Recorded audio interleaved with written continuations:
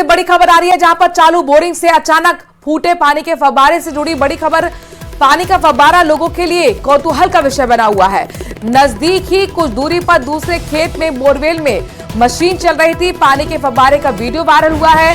Borewell संचालक राजकुमार ने जानकारी दी है। इस घटना को भी जैसलमेर के बोरवेल की तरह समझने अब लोग लगे हैं। बैरोड क्षेत्र के बिगाना गांव का ये मामला है। तस्वीरें आपके सामने है। चालू बोरिंग से अचानक पानी का फव्वारा फूट पड़ा। पानी का फव्वारा लोगों के लिए कौतूहल का विषय बना हुआ है। आपको बता दें कि नजदीक ही कुछ ही दूरी पर दूसरे खेत में बोरवेल से मशीन यहां पर चल रही थी बोरवेल में, और पानी के फव्वारे का जो वीडियो वायरल हुआ है उसको देखकर याद आ गई है जैसलमेर के बोरवेल में जिस तरीके से आपने देखा था घटना जो घटी थी। जयपुर से बड़ी खबर आ रही है। जंबा रामगढ़ क्षेत्र में लगातार पैंथर का मूवमेंट देखने को मिल रहा है। दीपपुरा की पहाड़ी पर पैंथर दिखाई दिया है। पैंथर के साथ साथ दो शावक नजर आ रहे हैं और ग्रामीणों ने पैंथर का वीडियो भी इस दौरान बना लिया। पैंथर के मूवमेंट से ग्रामीणों में जरूर दहशत है। इलाके में मवेशियों का शिकार ये पैंथर कर चुका है। ग्रामीणों ने पैंथर को पकड़ने की अब वन विभाग से गुहार लगाई है। अधिकारियों ने भी ग्रामीणों को सतर्क रहने की सलाह दी है। खबरों में आगे बढ़ रहे हैं और आपको टोक से अगली खबर बताते हैं, जहां पर निवाई में फर्जी पुलिस वाले का सामना जब असली पुलिस से हुआ तो उसकी हेकड़ी निकल गई। असली पुलिस सामने आते ही कान पकड़कर माफी मांगने लगा। जानकारी के मुताबिक जाम जोली का लोकेश मीणा जयपुर में खुद को पुलिस का बड़ा अधिकारी बताकर ग्रामीणों को धौंस दिखाता था और कार पर डीजी की प्लेट और बत्ती लगाकर घूम रहा था। ऐसे में निवाई सीओ मृत्युंजय मिश्रा ने युवक को पकड़ा तो पहले तो उसने अपने अधिकारियों से फोन पर बात कराने को कहा, लेकिन बाद में कान पकड़कर माफी मांगने लगा, जिसका वीडियो भी अब सामने आया है। 73-71 है। मैं पुलिस की प्लेट लगा के, लोगो लगा के, बत्ती लगा के घूम रहा था। मेरे से गलती हो गई, मुझे माफ कर दो। मेरा नाम लोकेश मीणा है। मैं जामडोली का हूँ, निवाई तहसील का हूँ। मेरे पास स्कॉर्पियो गाड़ी है। गाड़ी के नंबर RJ14 है और UK 73-71 है। मैं पुलिस की प्लेट लगा के सिरोही से बड़ी खबर आ रही है। उत्मर गांव में चोरों का आतंक देखने को मिला है। एक साथ 6 मकानों में ताले तोड़कर चोरी कर ली गई। सीसीटीवी फुटेज में अब ये चोर कैद हो गए हैं। चोरी के बाद चोर भागते हुए नजर आए। पालड़ी एम पुलिस इस पूरे मामले की जांच कर रही है। ये तस्वीर आपके सामने, जहां पर देखिए किस तरीके से चोर यहां पर जाते हुए नजर आ रहे हैं। चोरी करने के बाद बेफिक्री के अंदाज में ये चोर जाते हुए नजर आ रहे हैं। सीसीटीवी में ये पूरी घटना कैद हुई है। बताया जा रहा है कि एक साथ 6 मकानों के ताले टूटे हुए मिले, यहां पर चोरी की गई।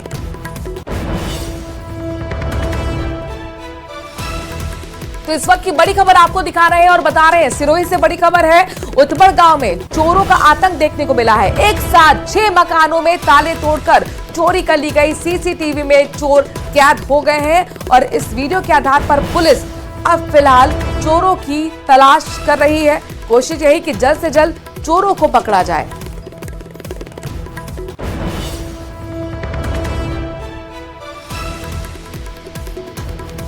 उत्मर गांव में चोरों का आतंक देखने को मिला। एक साथ 6 मकानों में चोरी कर फरार हो गए ताला तोड़कर, और ऐसे में लोग खौफजदा है। लोगों का साफ तौर पर कहना है कि कानून व्यवस्था यहां पर चरमराई हुई है। पुलिस से मांग की जा रही कि जल्द से जल्द चोरों को पकड़ा जाए। जाहिर तौर पर कई सवाल यहां पर प्रशासन पर खड़े हो रहे हैं। एक साथ यहां 6 मकानों में चोरी हो गई।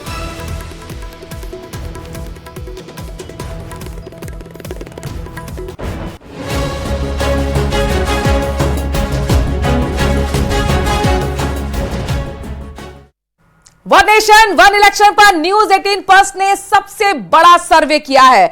आपको सर्वे दिखाएंगे, लेकिन इससे पहले इससे जुड़ी आज की बड़ी खबर आपको बता देते हैं। वन नेशन वन इलेक्शन के लिए संसद में पेश हुए 129वें संविधान संशोधन बिल की समीक्षा के लिए बनी ज्वाइंट पार्लियामेंट्री कमेटी की पहली बैठक जारी है। संसद के शीतकालीन सत्र में one nation one election bill के पेश होने के बाद 39 सदस्यों वाली जेपीसी का गठन किया गया था। इस कमेटी में 27 सांसद लोकसभा से हैं और 12 सांसद राज्यसभा के हैं। 39 सदस्यों वाली जेपीसी में कांग्रेस की तरफ से प्रियंका गांधी वाड्रा, मनीष तिवारी, सुखदेव भगत सिंह को शामिल किया गया है। वहीं बीजेपी की तरफ से बड़े नामों में बांसुरी स्वराज, संबित पात्रा, अनुराग ठाकुर है, जबकि तृणमूल कांग्रेस से कल्याण बनर्जी का नाम है। इसके अलावा समाजवादी पार्टी, डीएमके, टीडीपी समेत दूसरी पार्टियों से भी सांसदों को इस जेपीसी का सदस्य बनाया गया है। इस समिति को संसद के अगले सत्र के आखिरी हफ्ते के पहले दिन तक अपनी रिपोर्ट पेश करनी है। एक देश एक चुनाव पर जेपीसी की बैठक इस वक्त चल रही है। बड़ी अपडेट आपको बता रहे हैं। 39 सदस्यों की संसदीय समिति की पहली बैठक है और इसीलिए बैठक महत्वपूर्ण है। आज क्या कुछ होगा इस बैठक में, जरा ये समझ लीजिए, ये जान लीजिए। लोकसभा और विधानसभा चुनाव पर चर्चा की जाएगी कि किस तरीके से एक साथ किया जाए और इसी को लेकर इसका गठन किया गया था। जेपीसी की ये पहली बैठक है, 39 सदस्यों की बैठक है, संसदीय समिति की पहली बैठक है। मुद्दा है one nation one election. News 18 plus ने सबसे बड़ा सर्वे इस पर किया है। सर्वे आपको दिखाएंगे, लेकिन पहले खबर जान लीजिए, बहुत बड़ी खबर आ रही है।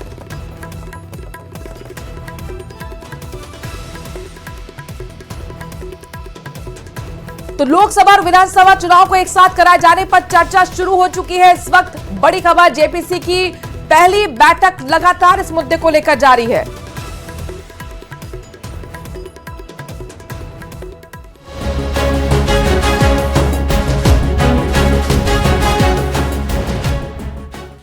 देश में चुनाव क्रांति लाने वाला वन नेशन वन इलेक्शन का बिल लोकसभा में पेश हो चुका है। इस पर गठित जेपीसी की आज पहली बैठक हो रही है, जिसमें कानून मंत्रालय जेपीसी के सामने अपना पहला प्रेजेंटेशन रखेगा।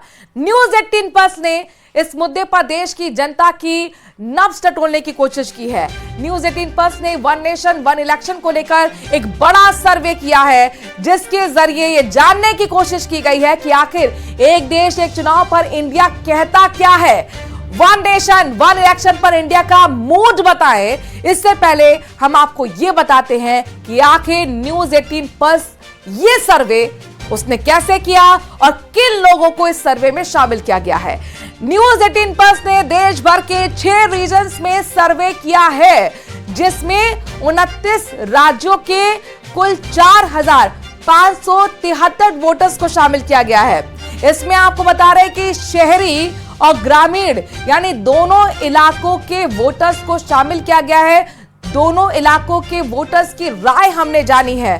साथ ही सर्वे में महिलाओं और पुरुषों के अलावा हर वर्ग के लोगों की राय हमने जानी, चूंकि हर किसी की राय जानना बेहद जरूरी है, तभी सर्वे अपने मंजिल तक पहुंच पाएगा। सर्वे में हर क्षेत्र के लोगों को शामिल किया गया है। जी हां, हर क्षेत्र के लोगों को शामिल किया गया है। साथ ही हर धर्म के लोगों को भी इसमें शामिल किया गया है। हर आयु के वर्ग के लोगों को भी हमने इस सर्वे में शामिल किया है। यह भी कोशिश की गई है कि सर्वे में निरक्षर से लेकर पढ़े लिखे लोग और प्रोफेशनल, साथ ही नॉन प्रोफेशनल लोगों की भी राय जानी कि वो वन नेशन और वन इलेक्शन पर क्या सोचते हैं और क्या चाहते हैं। तो आपको सबसे बड़ा सर्वे दिखाने जा रहे हैं, लेकिन हमने सर्वे कैसे किया है और उसका साइज क्या है ये जानना बेहद जरूरी है। देखिए, न्यूज 18 प्लस ने देश भर में 6 रीजन्स में सर्वे किया है, जिसमें 29 राज्यों के कुल 4,573 वोटर्स को शामिल किया गया है। ये हमारा सैंपल साइज है। इसमें शहरी और साथ ही ग्रामीण इलाकों के वोटर्स को भी हमने शामिल किया है। महिला हो, पुरुषों को, निरक्षक हो, आरक्षक हो, इसके साथ साथ हर वायु वर्ग के लोगों को भी हमने शामिल किया है। तो एक देश एक चुनाव पर क्या कहता है इंडिया, ऐसे हुआ सर्वे। देश भर के 6 रीजनल्स में सर्वे हुआ है, 29 राज्यों में यह सर्वे हुआ है।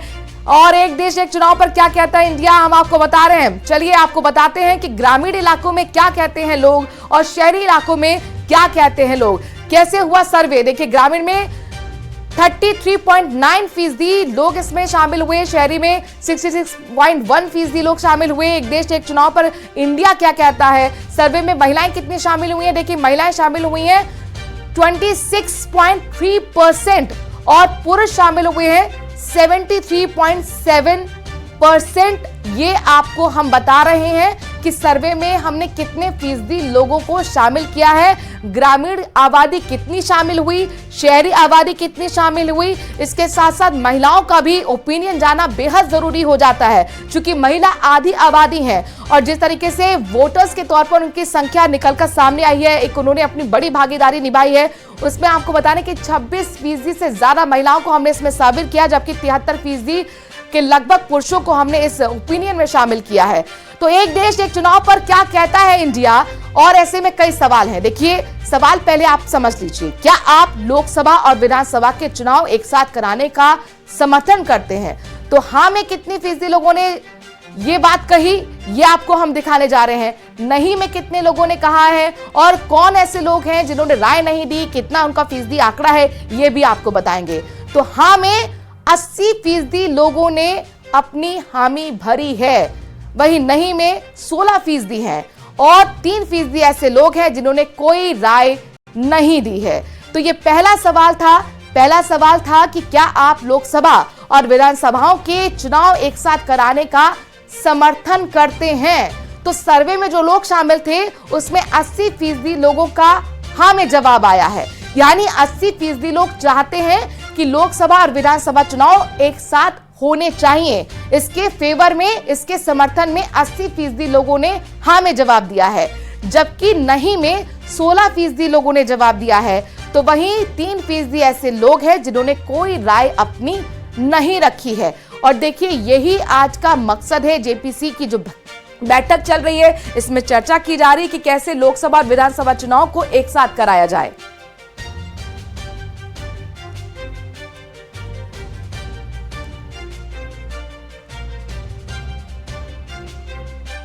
तो एक देश एक चुनाव पर क्या कहता है इंडिया? जी हां, हमने एक सर्वे किया और सर्वे में पहला सवाल हमारा था, क्या आप लोकसभा और विधानसभाओं के चुनाव एक साथ कराने का समर्थन करते हैं? और ये सवाल के जवाब में 80% लोगों ने हाँ में अपनी बात रखी है, यानी कि उन्होंने समर्थन किया है। वो चाहते हैं कि लोकसभा और विधानसभा के चुनाव एक साथ हो, वो फेवर में है। 80% लोग हाँ में इसका जवाब दे रहे हैं, जबकि 16% ऐसे लोग हैं जिन्होंने नहीं में जवाब दिया है। इसके साथ साथ 3% ऐसे लोग हैं जिन्होंने कोई राय नहीं रखी है। तो न्यूज़ 18 पल्स का ये सर्वे आपको हम दिखा रहे हैं, वन नेशन वन इलेक्शन पर क्या कहता है इंडिया। क्या आप लोकसभा और विधानसभाओं के चुनाव एक साथ कराने के समर्थन में है? तो देखिए, 80% यानी कि ज्यादातर लोगों का मानना है कि हाँ, एक साथ चुनाव होने चाहिए।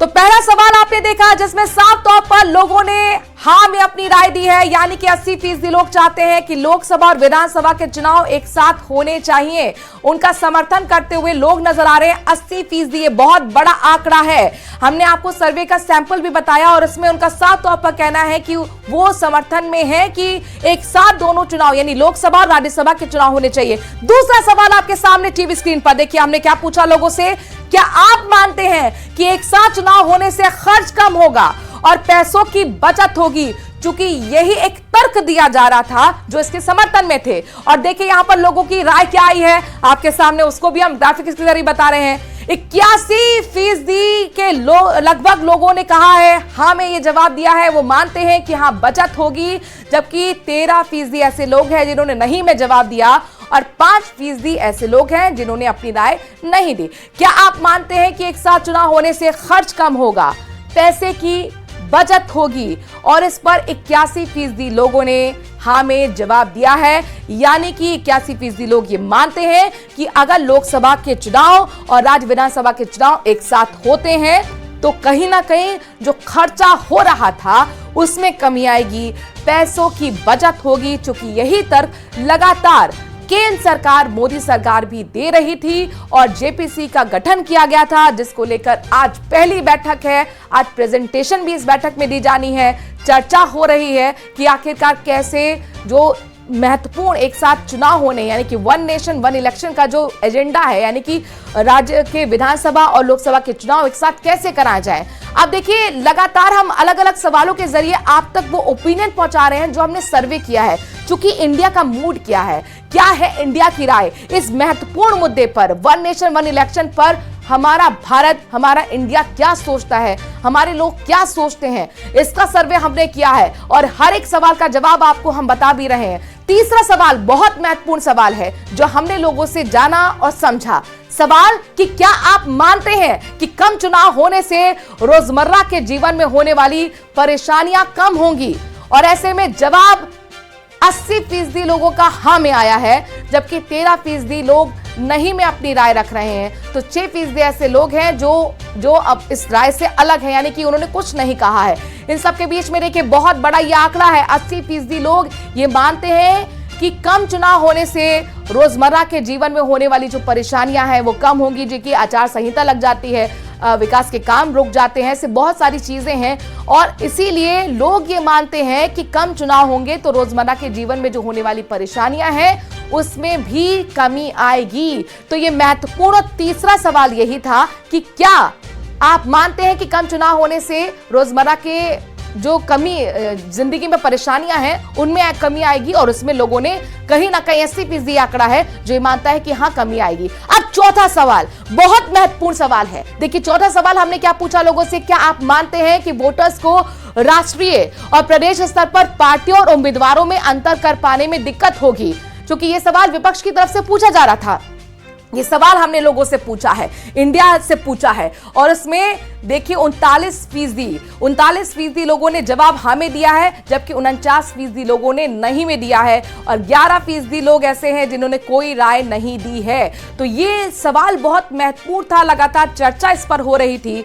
और इस पर सवाल में हमने जब लोगों से पूछा कि क्या आप मानते हैं कि वोटर्स को राष्ट्रीय और प्रदेश स्तर पर पार्टियों और उम्मीदवारों में अंतर कर पाने में दिक्कत होगी, तो यहां पर 49% लोगों का कहना है कि कोई दिक्कत उन्हें नहीं होने वाली है। क्योंकि ये सवाल विपक्ष की तरफ से पूछा जा रहा था, वो कह रहे थे कि कहीं ना कहीं से जो क्षेत्रीय पार्टी हैं उनको नुकसान होगा, अंतर नहीं कर पाएंगे। लेकिन यहां पर इंडिया क्या कहता है, पोल में हमने आपको बताया कि इंडिया कहता है कि अंतर करने में कोई भी दिक्कत लोगों को नहीं आने वाली है। तो वन नेशन वन इलेक्शन पर ये इंडिया का आप पोल देख रहे थे।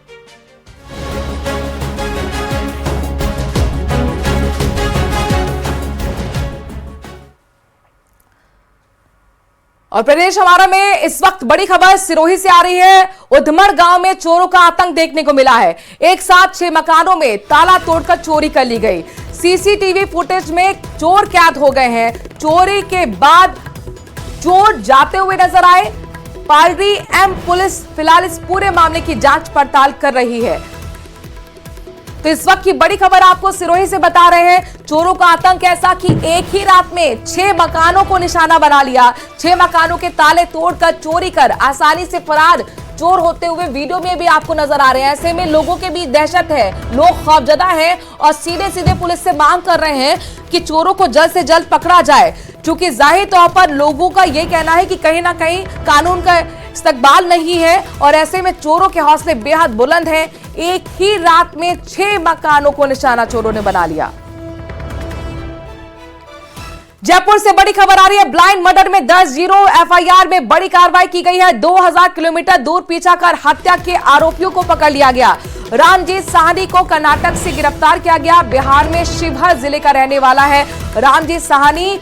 डीसीपी अमित बुरानिया के निर्देशन में बगरू थाना पुलिस की कार्रवाई है। पिछले साल 3 नवंबर को रामजीत ने वारदात को अंजाम दिया था। बगरू इलाके में घटना के बाद परिजनों ने बिहार में अब एफआईआर जो दर्ज कराई थी हत्या की, उसी को लेकर यह एक्शन हुआ है। ब्लाइंड मर्डर मामले में 0 एफआईआर में एक बड़ी कार्रवाई हुई।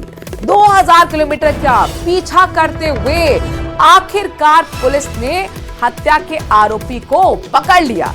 रामजीत साहनी को कर्नाटक से पुलिस ने गिरफ्तार किया है।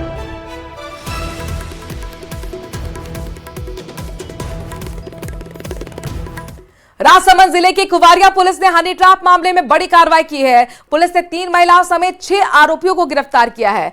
इनमें संजू वैष्णव, योगेश उर्फ राजेश गुर्जर, अंबालाल सालवी, सुनीता उर्फ शालिनी और अफसाना के शामिल होने की जानकारी मिल रही है। सभी आरोपियों को रेल मगरा मजिस्ट्रेट के सामने पेश किया गया, जहां पर 3 दिन की रिमांड पर भेजा गया है।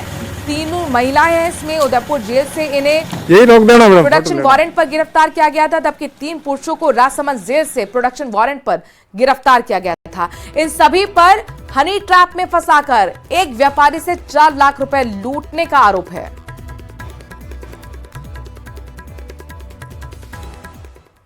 कुंवारिया थाने में स्कूटी पे फाइनेंस करने के नाम पर प्रार्थी द्वारा एक रिपोर्ट दर्ज करवाई गई थी, जिस प्रकरण दर्ज करवाया, जिसमें मेरे द्वारा अनुसंधान किया जा रहा है।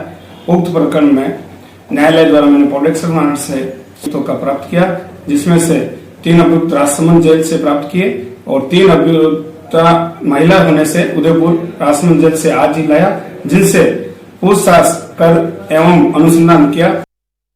कोटा शहर के व्यवस्थम भीतरी इलाके में स्थित महात्मा गांधी चौक अब शराबियों और साथ ही अपराधियों का अड्डा बन चुका है।